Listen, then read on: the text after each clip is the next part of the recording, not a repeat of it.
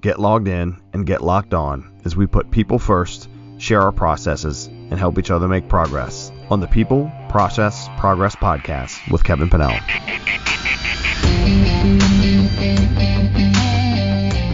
Sometimes anxiety is like the sea. It ebbs and flows, but it's always there. Other times, it's like a chameleon. It can take many forms, some of which may not be obvious. We all experience anxiety at some level. What matters most is how it affects you and how you manage it. That is the first paragraph from the introduction from the book, Why Am I So Anxious? With Dr. Tracey Marks. And what is fantastic about this quote is not only do we have Dr. Tracey Marks on here, but there's this and much more in the book, Why Am I So Anxious? So Dr. Tracey Marks, thank you so much for being on the podcast and sharing. And I know we're going to go over some things, key things from the book, and there's many more in there, but thank you so much for your time. Thanks for having me on, and thanks for inviting me here. I'm happy to be here. Excellent. So you've been in psychiatry, for over 20 years, author of 3 books. Is that accurate? This is your 3rd book? It is my 3rd book. My husband had to keep reminding me, this is your 3rd book. This is my first traditionally published book. The other 2 were self-published, so I guess I kind of didn't put them in the same category. Gotcha. Okay, and those, just for folks listening to other stuff to check out, Master Your Sleep, which came out a few years ago, and of course Sleep Critical, and then Bipolar Basics was the other one. Was that a year ago or so? That was in 2021. Okay, gotcha. And how we connected, is you have a fantastic YouTube channel. I've really benefited from those videos. I'm sure folks listening have. But that also, you've been doing YouTube and online mental health education sharing for quite some time as well, haven't you? I have. I started first posting to YouTube probably around 2010. And did, like a lot of people did, use it kind of as just a place to hold videos, but and I got scared off because of comments and things like that. So then I tried again in 2012, still didn't really follow through with it. Then finally in 2018 is when I got consistent and started publishing videos every week. That's excellent. And again, everybody, check that out. And the YouTube channel is the same. It's your name, so they can look for Dr. Tracey Marks on YouTube. Correct. Tracy with a C-E-Y. Oh, yep. Thank you. That's very helpful. And yeah, so I know we'll talk a lot about the book and have, some other kind of questions at the end to touch on to maybe help share a little bit more about you. But one thing I found interesting too is, so psychiatry wasn't your first choice in the career field, but you had an influencer early in your education or at some point in medical school that pointed you in that direction? Yes, it was really more the experience that I had on the psychiatry rotation, but true, I did not have a lot of exposure to psychiatry or psychology growing up, and so I hadn't known anyone who'd seen a psychiatrist, and culturally, in my environment and the people I was around, it just wasn't like looked at something that you do. So I went to medical school just figuring, not even really considering psychiatry as an option. And I chose to go internal medicine, and that's what I ended up matching in. The match process is like a draft process, connecting people to residencies. So I matched in internal medicine, and I deferred my psychiatry to my 4th year. And in my 4th year, while I was interviewing for medicine residencies and things, I took my psychiatry 4th year rotation, and I was like, wow, this is not what I expected this to be.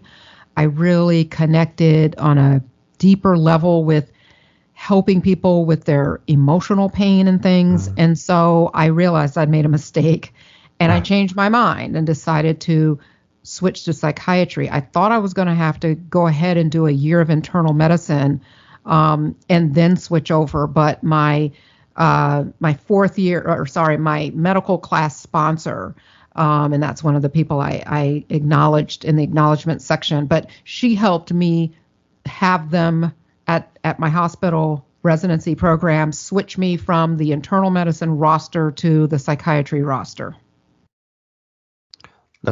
And so, I mean, I have a bit of a medical background. I was a hospital corpsman in the Navy, like a medic, and then an EMT and firefighter. And I imagine going from kind of, assessing patients' physical signs and symptoms to the mental health space, the psychiatry, psychology space, is quite a shift. And knowing they're interconnected, which we'll touch on some. But what you can't see, kind of those invisible wounds, seem to me to be so much harder to triage than kind of a visible, sign of injury that someone has. Correct. So, yeah, you can, in internal medicine or as an internist, granted, I don't want to minimize what internists do, Sure. but I saw the comparison between that route and psychiatry as, I got a lot more pleasure out of helping people with those invisible wounds than I anticipated I would tweaking someone's blood pressure medicines or diabetes medicines and things like that. So yeah, that what was going on in the mind and how that affected their thoughts and behaviors and how they feel about themselves, how they experience life, that was a whole lot more interesting to me. Do you think, and again, this is, learning from your background, from your videos, and then from your book, that you had an affinity for and enjoyed taking things apart when you were younger? One, do you still like doing that? And do you think, and I don't know if I'm asking you to kind of analyze yourself, but do you think that, going into the psychiatry field, that was kind of a similar, passion where you're, mechanically kind of like taking things apart and doing that, which was a great thing to read in the book. But also now similarly with mental health? Yes. So psychiatry was just a perfect fit for me. I didn't see it before I made the decision, but now in retrospect, I see how it really just all came together because, yes, as you mentioned, I was a very curious child. Well, I still am that way, but very curious. And so the way I would learn how something worked was to take it apart and see how it works. And my father called that tearing things up. My mom called it being curious. And even now, like my husband can say, well, how does this work? Or what do you do? And I'm just like, well, just do it and then see. If it doesn't work, then now that's not how it works. But so that's just natural for me to want to look on the other side of something. And with psychiatry, it is a combination of physical medicine and brain science and mind, and it all comes together. And so it's more, it takes a lot of thought and analysis to really get a picture of what's going on with someone. And I was also an electrical engineering major, which is a very analytical major as well. So that was kind of always my forte, to analyze. And so this is my way of taking those proclivities of analysis, curiosity, and applying it to medicine. And that became psychiatry for me. That's neat. It's neat how, when we're younger and then still sticks with us, but how that can lead us down certain paths and people's interactions that can, it seems, change what we thought the course of our lives and our focus was to something else that then, prospers and we enjoy. And kind of again with the book and to let folks know too now that so they can get a hard copy like I have and also the audiobook. And on Kindle, I think, right? And I think you had shared recently, did you recently complete the audiobook, the recordings? Yeah, so there's an audio version of it, which I used to just say Audible, but there's other ways you can get audiobooks. The independent bookstores have their own version of an audiobook. And then there's a digital version as well, whether that be Apple Books, Kindle, or Barnes and Noble. So there's lots of different formats, but the audiobook, I think I completed that. So the book was published on August 16th. I completed the audiobook like the end of June. And I was thinking, gosh, they're really going to pull this together before August. But it was I didn't know that I was going to be the one to do the audiobook. In fact, I wasn't even sure if there would be an audiobook. I was hoping there would be, because I tend to prefer audiobooks because then I can multitask. But it was a lot more work than I expected.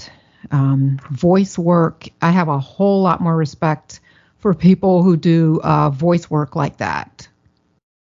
When you do the audiobook, it's obviously a lot more. I mean, seems like a lot more editing than simply kind of sitting there and reading the book. So is it like an editor that would help you write a book, but with your voice, kind of that process? It seems like an interesting process to then put it together and, chapter transitions and things like that. It sounds like it's a bit of work.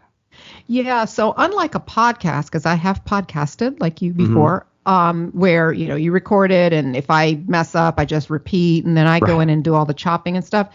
Here I had to go to a recording studio in Atlanta, downtown Atlanta, and sit in a booth and read. And if I messed up, they didn't want me to just repeat. They would go back and rewind and then start over. So there was just one track, and that's it. Wow. Or one take, I guess I should say. Gotcha.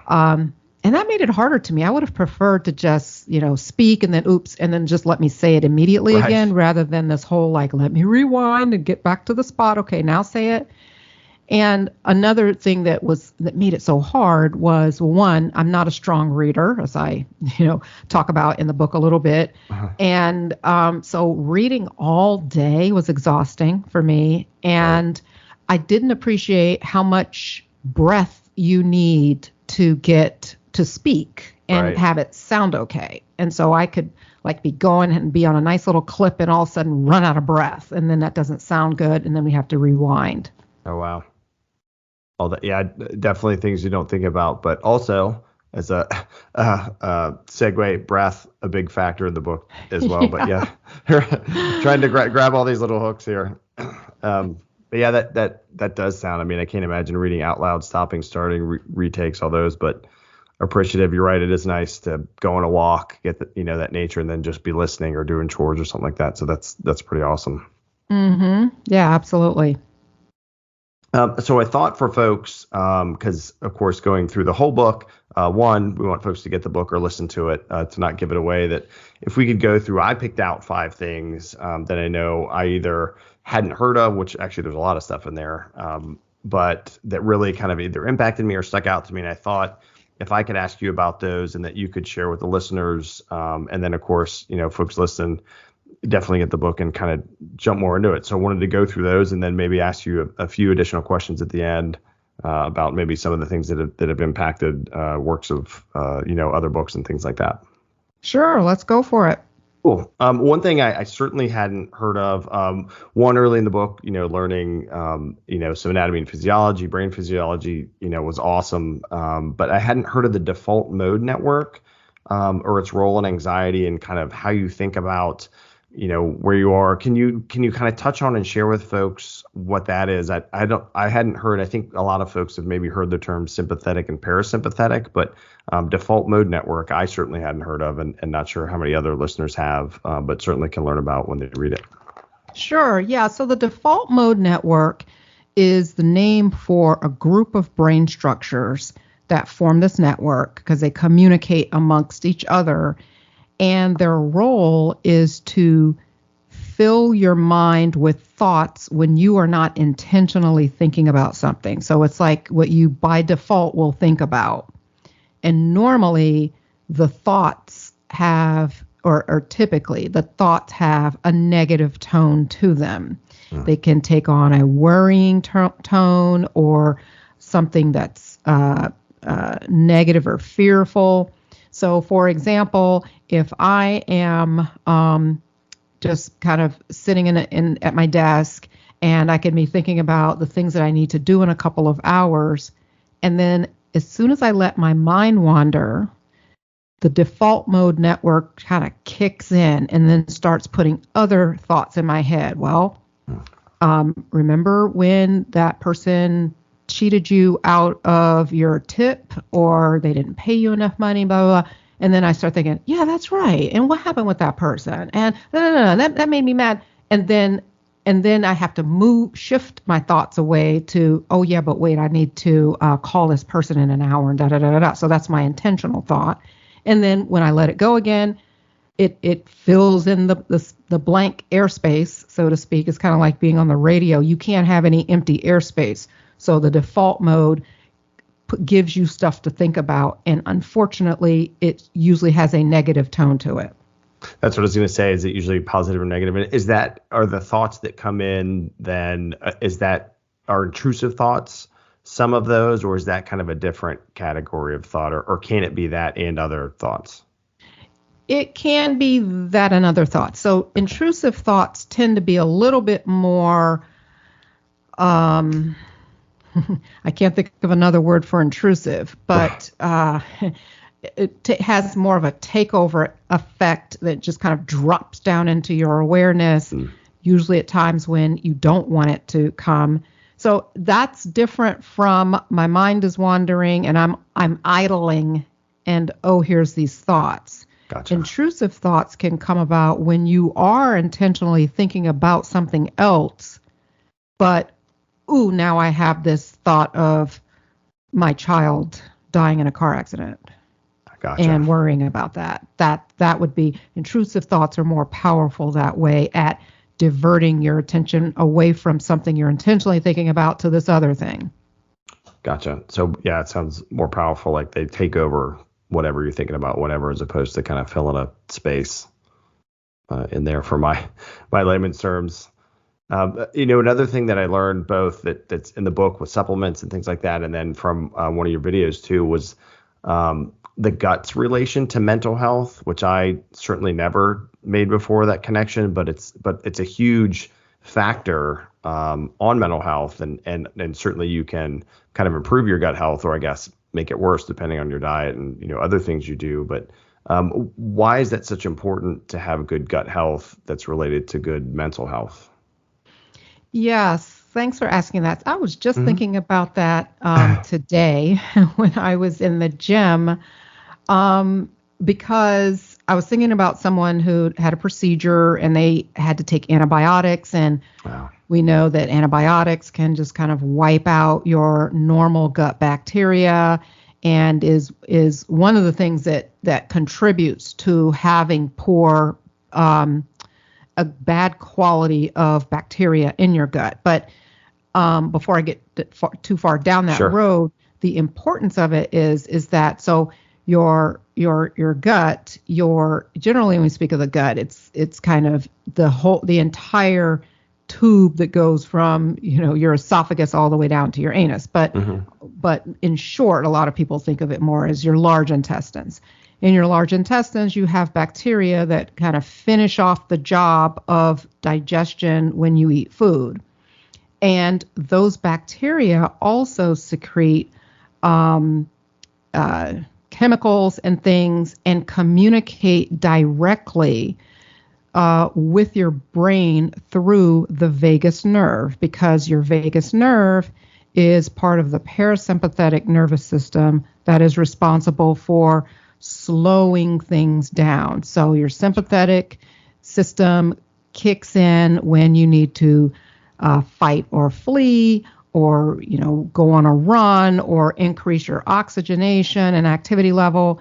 Sympathetic jumps in and turns on the gas and speeds things up for you. And then whenever that demand is no longer necessary, then the parasympathetic puts the foot on the brake and slows things down. So we want to have a good active parasympathetic nervous system or response, because that helps calm us. So the vagus nerve is one of, there's several nerves that are active in the parasympathetic response, but the vagus nerve is probably the biggest contributor. It's the longest nerve in the body, and it goes from the brain all the way down to your intestines. And so it's like the bacteria in the gut have a direct communication channel to your brain and can influence the nerves in your brain through the vagus nerve. You can think of it as like a highway that's just for the gut bacteria to send messages back to your brain. Okay. So if you've got what we would call bad bacteria, or bacteria that secretes more inflammatory chemicals, they can send those garbage signals up to your brain through the vagus nerve and impact you negatively in your brain through emotions and whatnot. But they also affect your body too through inflammation, and inflammatory processes affect, other medical issues or physical problems as well as mental problems. So the idea is that we want to have more healthy or bacteria that are non-inflammatory, that don't secrete the kind of inflammatory chemicals that help, that send, for lack of a better way of putting it, more healthy signals back to the brain through the parasympathetic system.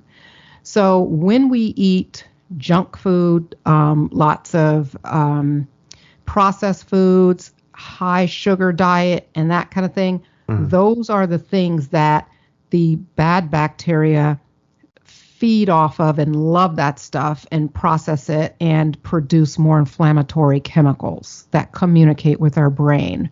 So having good bacteria and a good diet can help improve your mental health.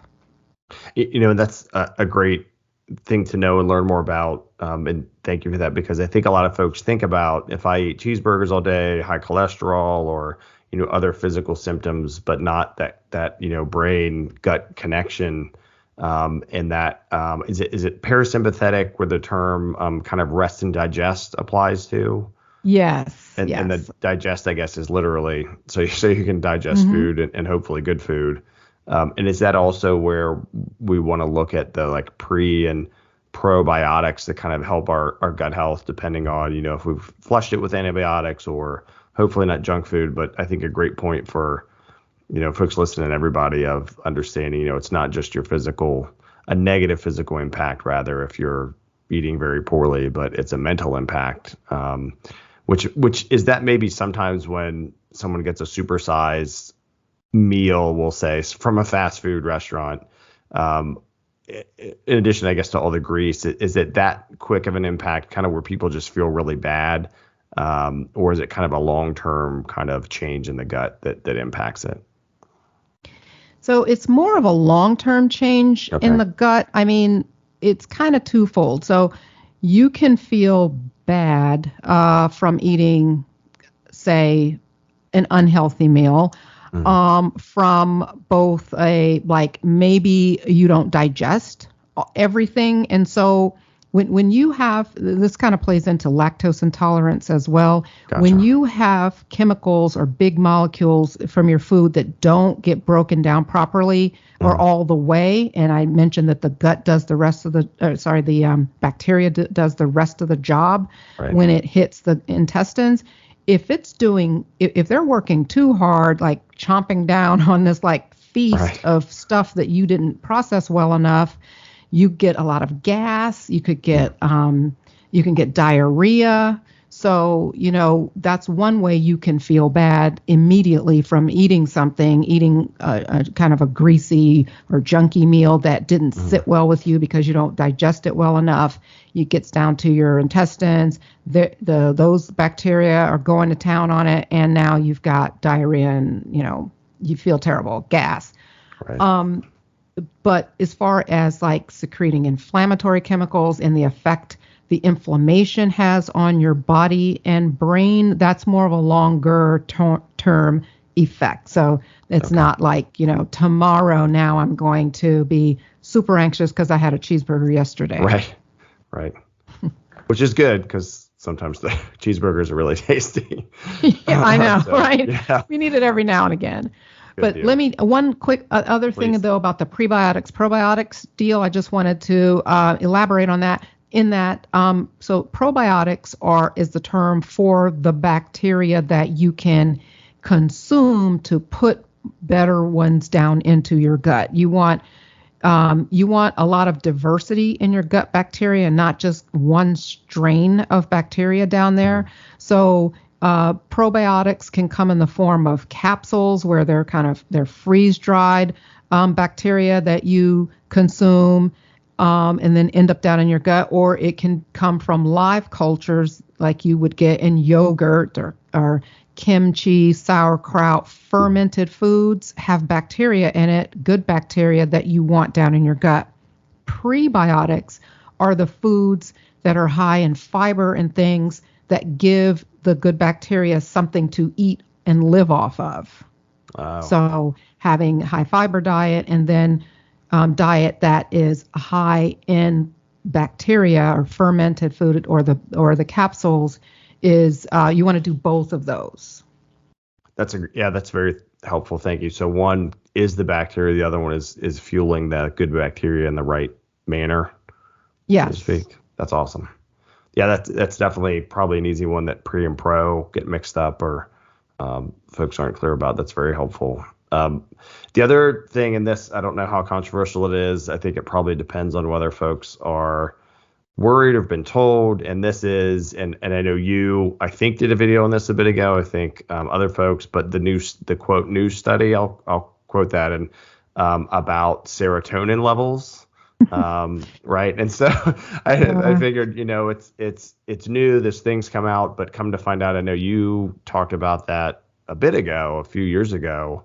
And this is what I'm getting at is you're having this issue, and certainly, clarify when you answer, you're having this issue, whether it's anxiety or depression, it's because your levels are low. We can do these treatments, whether it's medication or lifestyle, or I think typically probably medication targeted, right? And then that'll help it. The new studies I mentioned, I think is a review of a collection of studies that say, it's not the levels. And then there's still a lot of questions about kind of how that works. And I guess this could probably last forever, this part of the discussion. But I guess, is that something that's kind of known, and did anything kind of change when this, and again, I'll say kind of quote new study, because you knew of this and others, I would imagine, before the study, I think this year that was in the news or online this year or last year? Yeah, I'm still a little baffled as to why that study got so much press as it did. When I look at industry news, like articles and things for psychiatrists or other doctors, the headlines I see about that is much ado about nothing. Like that's the reaction from the clinical community of like, why is there all of this talk about this? Because where I see the negative part is in all of the people who got the message that serotonin is a waste, serotonin drugs are a waste, and big pharma has been fooling us all these years and stealing money out of our pockets, producing these drugs we didn't really need. Like, for people who've like drawn that conclusion, I just think that's really sad that's the way it went for some anyway. Not everyone concluded that, but so with research, the way we kind of the way science develops is you have initial studies that come out, and then you need repeated studies or replication studies, they'll call them, to show the same findings. So generally, there's not a lot of movement from just one study that showed something. In the scientific community, we need to see a few studies showing that same result before we say, okay, we can go with that now. So this idea that, or trying to understand the origins of depression, has been something that's been in the works for years. Right. And, I'm not sure how far it goes back as far as changing this idea of it's not a chemical imbalance. It's a lot more complex than that. I think chemical imbalance is something easy for doctors and whomever else to say, to just make the point that it's not just a character flaw, depression, that there are changes in the brain. So let's just say chemical imbalance.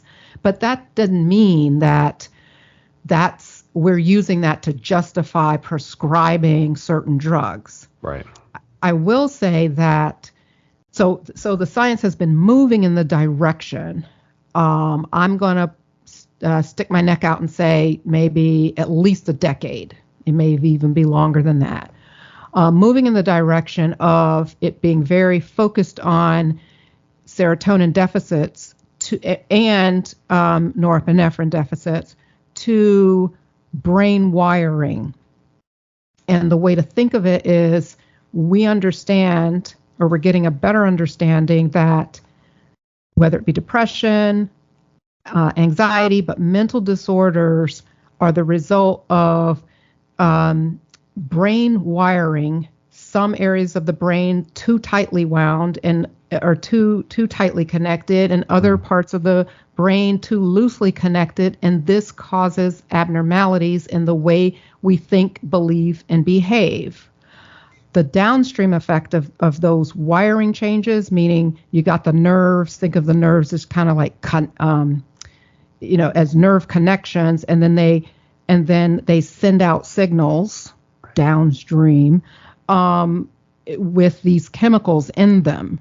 Well, when you've got the nerves not functioning correctly at their origins, then the chemicals that they produce are going to be affected negatively, not having enough or having too much. So the way we've tried to address it is to say, well, the net result of this wiring issue is that you end up with low serotonin levels. So let's just replace the serotonin level. So it's like putting sand into a sinkhole, but there's still a hole at the bottom that's not being plugged up. So now there's more of a focus on plugging the hole instead of just filling the hole with serotonin. Let's plug the hole. And some of these drugs that are addressing that are things like ketamine. Probably even the psychedelics are working at more the nerve wiring level. There's a new drug that I did a video about probably a couple weeks ago called Auvelity. It works also at the NMDA receptors, which is more the brain wiring level. So we're making some progress in this area of finding drugs that address the brain wiring level rather than just looking at the ultimate end point, which is lower serotonin or lower dopamine because of the wiring problem. Right. That's all these new, in air quotes, studies are about. Gotcha. Yeah, that's very helpful because certainly from a non psychiatric person or medical person and from the outside, and I would imagine it's 2022, so sensational headlines seem kind of to be the thing. And with big pharma having been in the news for the past few years, I would imagine that also pushes those to the front. But that explanation and clarity is super helpful, especially the sinkhole analogy, I think, for folks to know. And I think like I've heard, and I think like you said and others, it's also not that they don't help people, right? So I imagine folks that got that message, or folks that took the message and kind of evangelized it, like, see, it's conspiracy or something like that. But then they talk to folks who have benefited from whether it's antidepressants or other medicines, puts them kind of head to head, and probably made some people feel pretty bad about like, oh my gosh, I've been duped, or something like that. Yeah, and that's the tragedy of it. I hate to see that. But, me being from my vantage point as someone who does prescribe those medications, I mean, I have more than enough examples of people saying, this has changed my life. And they're not going to stop taking their meds because of these studies. Right. That's very helpful. Thank you. And I think to your point, a couple of things that it seemed like the tools that are in the book and that you mentioned in both video and in the book to help fill the hole, it seems more holistic with your body. One of them, and this is something that I started taking a few months ago, is magnesium. And one, I guess the question I had with it before we kind of maybe share a bit about it and how it can help. Did you learn about magnesium or I guess overall supplementation in school, or is that something that's a little newer, that's part of a more holistic approach as well? Yeah, that was newer from a more holistic approach. I have become more holistic than I was when I stepped out of residency 20 years ago. And so I can't speak to medical education now. If the people coming through residency now are learning more about nutritional psychiatry and holistic health, there may be more of an emphasis on it. But yeah, this is, my knowledge has been all post training. Gotcha. And can you share kind of, I know for anxiety it's recommended, if, in a lot of places I've learned about just magnesium in general, Americans in particular are deficient in it. And kind of, I guess, how it helps anxiety kind of in sleep, and kind of the best ways. And you go into more detail, maybe kind of how or I guess just touch on, and again, for folks that, magnesium in particular is mentioned in the book, but how can magnesium help improve either anxiety itself, I guess, or symptoms? I'm not sure if I said that correctly, whether it improves the symptoms or anxiety or both. Yeah. So magnesium is one of those essential minerals that is involved in a lot of different body processes. And it is true that people who, when you have anxiety, it's like you waste the mineral. You lose more of it. You urinate more of it out, and you don't hold on to it as much. Not sure exactly why that's the case, but that has been a finding that many people are actually deficient in magnesium because they don't hold on to enough of it. But as far as it helping anxiety, is it decreases glutamate, which is an excitatory chemical in the body. Think of it as in the brain. Think of it as like aggravating or agitating you or causing agitation. And GABA is the brain chemical that's responsible or helps with slowing things. Again, another analogy of pressing your foot on the brake kind of thing. So, and magnesium increases GABA. So that's how it actually works in the brain. That's kind of like the end point of how it improves anxiety. It slows things, and some of the other drugs that work at GABA that people probably have heard of are things like Xanax and Klonopin and sleeping pills. A lot of the sleeping pills work at increasing GABA, which helps slow your mind and your brain. Okay. So magnesium is kind of like taking a natural form of some of those medications that we know help anxiety or know are sedating, like Klonopin and Ativan and Xanax. It's always better to get these kinds of things from your diet rather than taking pills. But I have recommended people taking magnesium supplements if they have anxiety because of this issue of you are probably deficient if you are anxious. Gotcha. It's not that easy to take magnesium sometimes because if you take the wrong form of it, you can get diarrhea. Because it's also, you could think of it as it's a kind of like a muscle relaxer. So it also can loosen everything up. So you can end up having kind of loose stools if you have the wrong kind, like magnesium oxide and things. So there's a few I took, there was a brand called Calm, and it comes as a powder, and you can make a little drink. And I took some because some patients were telling me, this is what I take before I go to bed. So I tried it, and for me, it worked too fast on the stools. I don't want to, go into too much detail, but but everyone's different. I generally will say that the magnesium citrate form of magnesium doesn't affect bowels as much as some of the other formulations. Another downside here, I'm talking up magnesium, but then talking about downsides. But another reason I don't regularly take it myself now is because I take other supplements, and magnesium, for whatever reason, a lot of times to get enough of it, you're taking like 3 capsules. So Right. you could end up, if you're taking fish oil, magnesium, turmeric is another one I take for anti-inflammatory benefit, and then my probiotics, I can have like a handful of pills. Right. So if I don't feel like taking a handful, I'll let the magnesium go and try and get my magnesium from my diet, like pumpkin seeds are a great source of magnesium.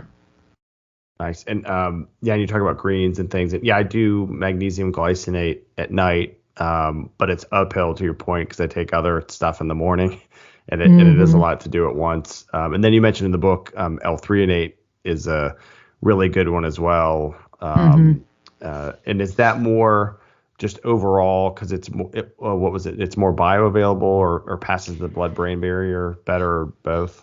Yeah, so that was what I read about it, Okay. that it is supposedly more bioavailable and yet crosses the blood-brain barrier. Because that's one thing about taking anything that is intended to affect you mentally is Hmm. it has to be something that crosses the blood-brain barrier. That's this kind of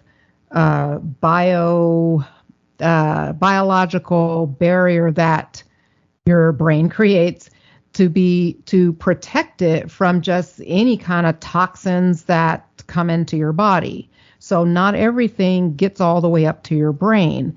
And that's one of the problems with GABA, the pill Hmm. form of GABA. GABA is a great idea. It's slowing. And you've got all these drugs that increase it, and magnesium being one of it. So why not just make GABA and give us GABA? The Right. problem has been with it is that they've had a hard time manufacturing one that crosses the blood-brain barrier in sufficient amounts to actually be helpful. Which is interesting because if you go to say a pharmacy and you look at the various all these supplements and there's GABA and I'm sure it's, hey, this will relax you, this will do that. So that I think that's a key piece for folks to remember of, one, ask your doctor, right? But if it's advertised as helping your brain, but it doesn't cross the blood-brain barrier, then I guess it's kind of marketing to say It's hey, it's marketing. right. Yeah. And they're probably Yeah. not going to say that, which is why, the recommended dose may be like 3 big horse pills, that you've got Right. to take to try and get a little bit to go through and Huh. make it all the way to the top. Gotcha. Yeah, that's good to know. Yeah, so definitely there's a lot of supplements out there.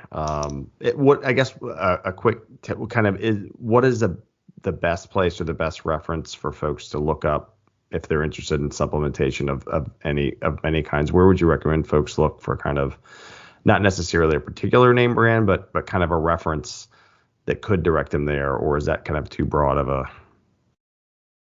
an ask or a recommendation? No, it's not too broad. So I'll tell you the source I use, but it's a paid source. I'm not sure if everyone wants to pay for this information, Hmm. but hey, some information you get what you pay for. But Sure. so I use Consumer Labs. Okay. It's consumerlab.com, and I forget what the membership is. It's like an annual fee, and they do like Oh, independent wow. laboratory testing of all of these different brands. So if I say want to take melatonin, what brand of melatonin do you recommend? So I go to the site and they'll have like a list of a bunch of different brands that they have tested in-house Hmm. and even give you information like, how much does it actually deliver? So their capsule only delivers this amount, whereas this one delivers that. This has trace elements of metals in it. You want to stay away from that. So that's the kind of information you get, and that's what I use when I'm That's trying to great. decide what brand. There's another site that I use, but it's again another paid site, is examine.com, and they do less like brand recommending, but Hmm. give a lot of information about different supplements or nutritional information based on like studies. So they're a site that will like review studies for Oh, you wow. on different topics. That's a great time saver, it sounds like. Mm-hmm. For Yeah, so very yeah, much. and I can link, in the show notes. So it was Consumer Labs and then Examine, and then we could let folks decide if they want to pay or look it up. But those sound like great resources for folks to use. Yeah, because other sites, places like WebMD, they're not going to go down that road of recommending brands. Okay. And then any other place, it's, self-interest. I'm an affiliate for this, so this is what I recommend, so. Right. Yeah. Yeah. It's interesting when you search for something, how those pop up pretty quickly. The last thing I wanted to ask about, or the last kind of these 5 things, if I could, it seems to be something that you're passionate about, and that's oils and aromatherapy. Yes. One, how did you get into that? Did you have a friend that used it or family members that used it, and then you kind of said, hey, I like that as well? Or how did you come upon that? I'm trying to think back of how I got into that. I really can't remember now that I think about it, but okay. Whatever got me started with it. You know what? I know. So my husband had all of these aches and pains and stuff, and I got on this thing of I wanted to create some natural ointment that would help him with his joint pain. Mm-hmm. And then I got into this facial stuff, but I'm still not sure what exactly made me turn my eye toward essential oils. But once I was there, I went deep. So I even got this or took this course, this certification course, and I was going to become a certified aromatherapist. And I was like, what am I doing? I have a job. Why am I doing all of this? So I stopped the certification process, but I still had gotten all the materials and was learning stuff.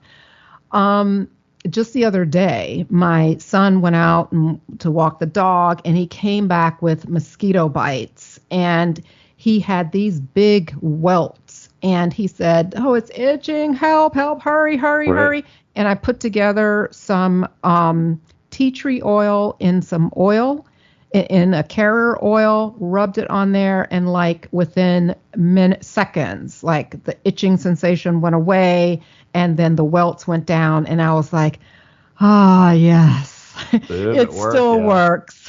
That's awesome. I also would be remiss if I didn't mention my wife's mom, my mother-in-law, huge into the oils, and so had to be one of my questions, but also that I wasn't, and so she would have oils all the time, and then of course when I needed something and it worked, I was like, oh, you got me, especially the lavender in the evening and things like that. But yeah, she had, I think, similar in the peppermint kind of for headaches or things like that. But yeah, it's they're pretty amazing. I would imagine the not just science, but the use of oils and oils from plants or things has been around for quite some time as well. It has. And there's a resurgence of interest in that with cannabis and CBD. I mean, that's a plant oil. That's true. That's what it is. Yep. And so, yeah, it's as much as we are getting into that, I see that as just kind of an extension of where we started with plant medicine to begin with and essential oils. That's a great point. Also, folks can learn a little bit more about cannabis and CBD, or at least, kind of the science and your take on it, which that's one great thing I like too, is when we get to the recommendations, the tools, whether it's mental tools, physical tools, medicine, supplements, things, is that, we learn about it and then we learn, and here's what I think about it, which you don't always get, in a book. I don't know if there's ever been a book like this, but books like yours where it shares information and then and here's what I think, because you're not always, selling it, for each one, and very open. I think that's a very refreshing way to read or hear, should people get the audiobook, some of these tools and your take on them. It's very helpful that way. Thanks. I appreciate that. Yeah, I wanted it to be that way, because to just kind of give this listing of here's what this is and here's what that is. Well, okay, but do you like it? What do you think about it? And so, I intentionally wanted it to give that take after the fact. So on that note, here's another segue. I'm going to ask of oils or aromatherapy, or I guess oils, which do you recommend, if there is one, the best for anxiety?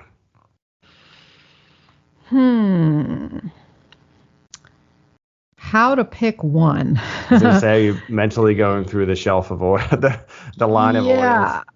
Yeah. So, okay. So the most common, I guess I would have to go with lavender, even though that feels to me like a boring answer because it's just so typical. Right. But the only reason I say that that's probably the number one is because there is an oral form of it now. Oh, I shouldn't okay. say now. It's actually been around for a while. A German manufacturer developed Silexan. It's called Silexan, which is lavender in pill form. Because in general, essential oils are not recommended to consume orally. There are some companies that will say just put a little drop on your tongue and da da da, but they're very concentrated oils, so it's Right. risky to just kind of consume them like that.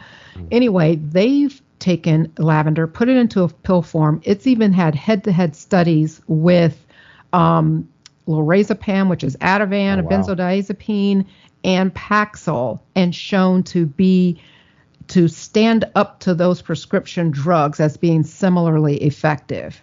I Huh. thought that was super impressive. Yeah. So if you don't like diffusing or inhaling and stuff, you can get it in an oral form. And one brand is called Calm Aid, and you can get it on Amazon. Would But you? Sorry, go ahead. No, go ahead. What were you going I was to going say? to say, would you stick with lavender? Because my next question was the best one for sleep. So I feel obligated to say lavender because of that fact that you Right. can take it orally. Yeah, that's true. True. Valerian. So there's a couple other that I think that are really good. Valerian is just like valerian root, the tea, the pill, all of that. It also is an essential oil, but I think it stinks because it's a root oil, and those root oils have a very strong, distinctive odor. And Right. if you can get past that, then it's a very good one for anxiety and very relaxing. Chamomile is probably the next one. So actually, I put chamomile second and valerian third. But just like you can get chamomile as a tea, you can also get it as an essential oil. Gotcha. Very And helpful. then as far as sleep goes, Mhm.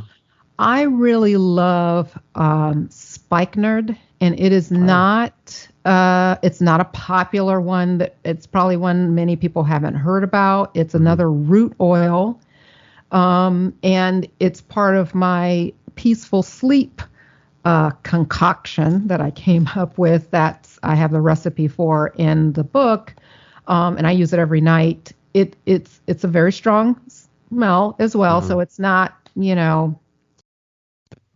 it's probably not one you would use because I'm going to diffuse it in the house because it smells wonderful. It's just Okay.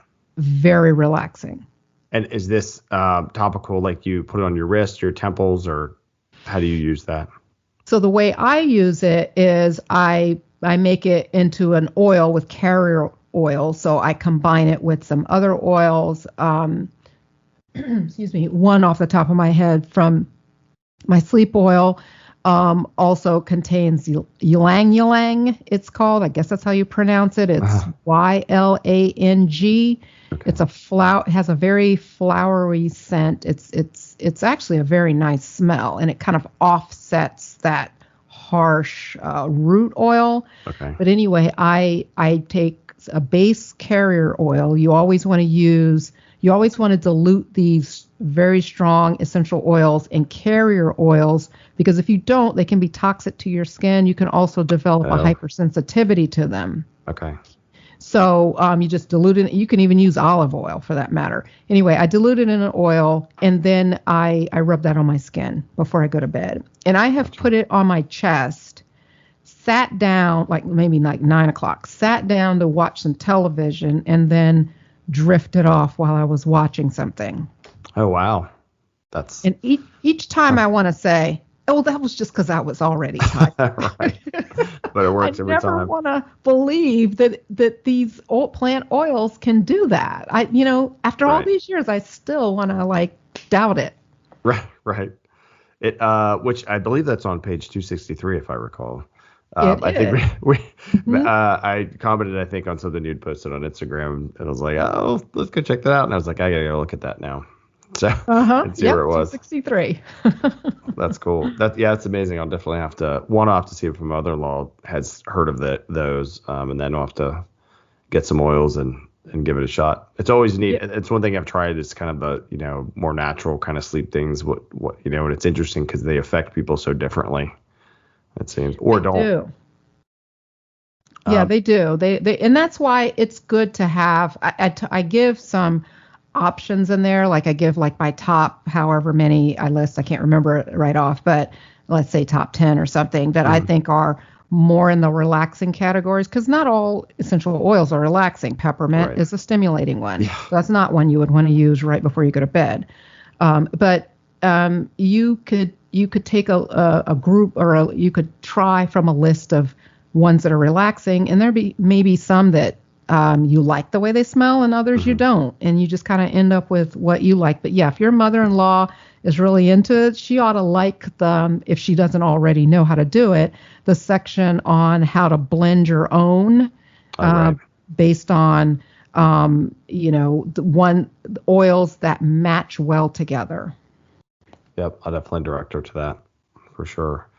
Um, so that's the five. Thank you so much for answering those kind of very helpful information. I also wanted to ask you a couple things that have influenced you. Close out, of course, kind of share where folks. I think we talked about where they could find the book, but also find all the ways to connect with you. But I wanted to ask, what would you say is the most impactful book that you've read? Not having to be in the field of psychiatry, but that kind of impacted maybe how you practice psychiatry, Oh, wow. That's a tough one. or maybe just most impactful kind of book. Yeah, there's a lot. Yeah, so I read a lot. I was going to say I'm embarrassed to say I don't read, but that's not true. I read a lot of journal articles, which is Okay. not, that's work. That's not pleasure reading. And I couldn't tell you like one article in particular that's changed the way I practice. Okay. I come across a lot of stuff where I'm like, whoa, okay. And so I don't consider that in the same category as what have you read that had this impact on you. But Sure. I will say a lot of my reading is that. And Okay. then after that, I'm more into fiction. Oh, okay. Well, yeah. So because I need an escape, I can't read Right. work related stuff all the time. So Right. um, probably, so this may have nothing to do with what you're really asking me, but I'll That's just all say right. it this way. Sure. The two things that I've read that stand out the most to me is the Harry Potter series. I absolutely love, and I've read and reread and listened and re-listened to those books. Oh, wow. Okay, that aside, the most recent book that I read that actually had more of an impact when it comes to like me being a psychiatrist and connecting with this book was the book called It Begins With Us. It Ends With Us. It hmm Begins With Us is her newer one, but by Okay. Colleen Hoover. It Ends With Us. And it's about domestic abuse. And if you told me that before I read it, I would have probably been like, well, I don't want to read that because Right. that's too close to what I do. Gotcha. But I loved the way she portrayed a very realistic view of how someone can slip into being the victim of abuse, even though they may have thought, that will never happen to me. And I thought it was just beautiful how this character just kind of slipped into it and it happened to her. And I think that's how it happens with a lot of people. That's how they end up there. They don't necessarily fit the characteristic of the abused person because they were traumatized as a child or abused as a child, so that they have a lifetime of ending up with abusers. That's one group of people, no Okay. doubt.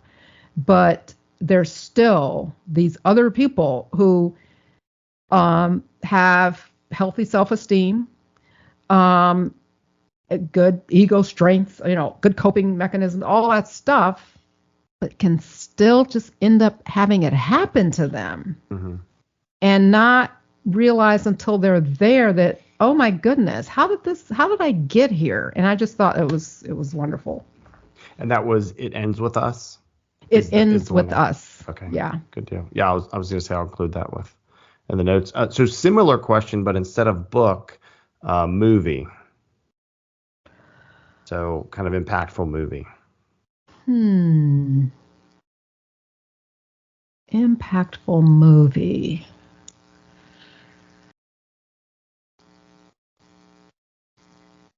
Hello? Yeah, I'm still here. Sorry. Sorry, I heard buzzing, and I was like, oh no. Yeah, no, you're gonna have to cut out that dead space. No, yeah, I cannot. I tend to watch. I'm so not deep, I guess, because I tend to watch action, thrillers, stuff like that, and that's probably because that's my escape from my work life, which is super deep all the time. Right. So I need to lighten it up and escape when I watch stuff. So I tend not to I don't want to go to movies that, if someone says, oh, I just couldn't stop crying, I'm like, well, I don't want to see that. Right. I don't want to go cry there then. I know it's not how I want to spend my leisure time. I guess, what movie has kind of helped you escape or have you enjoyed the most in the past couple of years? Okay, that's probably a better way for me to think about it. So I'm a Marvel fan. Awesome. And I have not been watching a lot of the Disney stuff lately because I feel like the quality's changed. But all of the old Marvel stuff, I own all of those movies with the Avengers series and all that stuff. I think one that I saw most recently that I really kind of left me thinking and enjoyed was, I love Jordan Peele's movies. And the most recent one, what was it called? It was like a weird title. Nope. But yes, Nope. Yeah. I didn't watch it yet because it looks really freaky. It is. It is in his Jordan Peele way of doing things, but I just thought it was all of his movies seem to have these deeper meanings with social messages behind them and stuff. Right.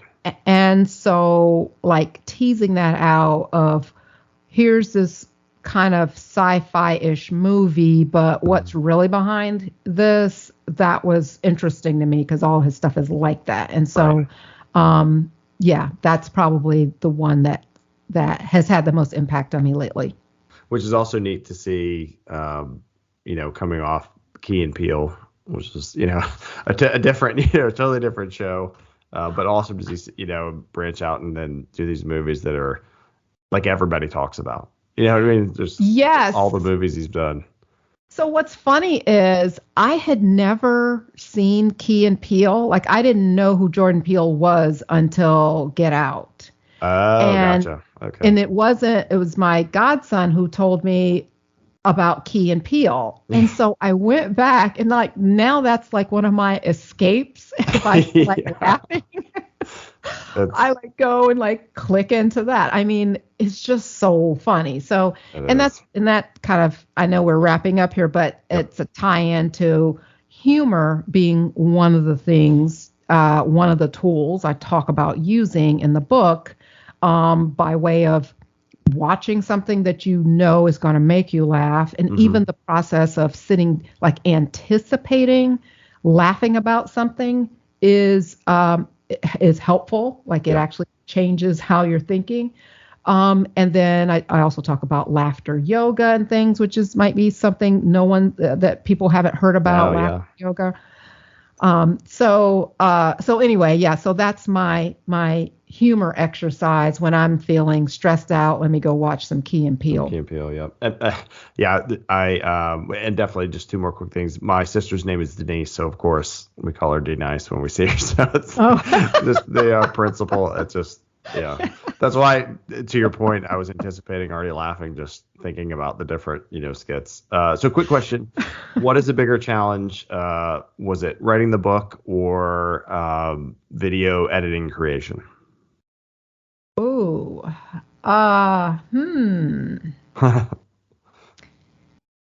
So, wow. Or are they just very different? They are very different. However, I started intermittent fasting when I was writing the book, and I noticed a huge difference in my mental clarity with that, and I was on a roll. Gotcha. And so I had days set aside. I was still practicing seeing patients, but I had days set aside, which were my writing days. And I was able to just sit down and go. Whereas when I'm researching for my videos, it's more of a struggle for me because I'll start going down rabbit holes and way off the ranch with other research. And I'm like, I have got to get back to a point here so I can get this video out. And so in some ways that's harder, even though the writing was a much bigger project and demanded a lot more of me. But it flowed. It flowed for me. That's awesome. Fasting. I hear a lot more about that these days as well. Intermittent fasting. What's probably not included in a fast, but it's just the last quick question. What's your favorite dessert? Ooh, let's see. Blueberry cobbler. Oh, wow. Do you, heated with ice cream or on its own? Heated with ice cream. Gotcha. It seems a cobbler warm with ice cream seems like a go-to. Not peach, though, which is surprising, given you're in Georgia. You know what? That's number 2. So those are a toss-up. I could go with either, but blueberry edges out peach just a little bit. Gotcha. Awesome. Well, Dr. Marks, thank you so much for your time. What is the best way for folks to find you and your videos or reach out to you? Probably the best way the easiest way to find me is on my website because it has all of my social media stuff on there as well. And my website is markspsychiatry.com, all one word, and Marks with an S. However, on YouTube and Instagram and TikTok, I am Dr. Tracey Marks, and that's Dr. and then Tracey EY Marks, all one word. So either of those places. Probably as far as the social media goes, YouTube is like the main spot where I am as far as my hub goes. But my Instagram content is more bite-sized content that's a little different from what's on YouTube. So it's not just cut up YouTube videos on Instagram. Okay. Awesome. Well, thanks so much again, everybody. Check out on Amazon either the hard copy or the audio, whichever you prefer. Why Am I So Anxious? Go to YouTube, look up Dr. Tracey Marks, watch those videos, and on Instagram as well. Thank you so much for your time. It was I really enjoyed learning from you and talking to you, and look forward to seeing more videos. Yes. Thanks a lot, Kevin. I appreciate this. Good deal. Thank you very much. You're welcome. Bye-bye.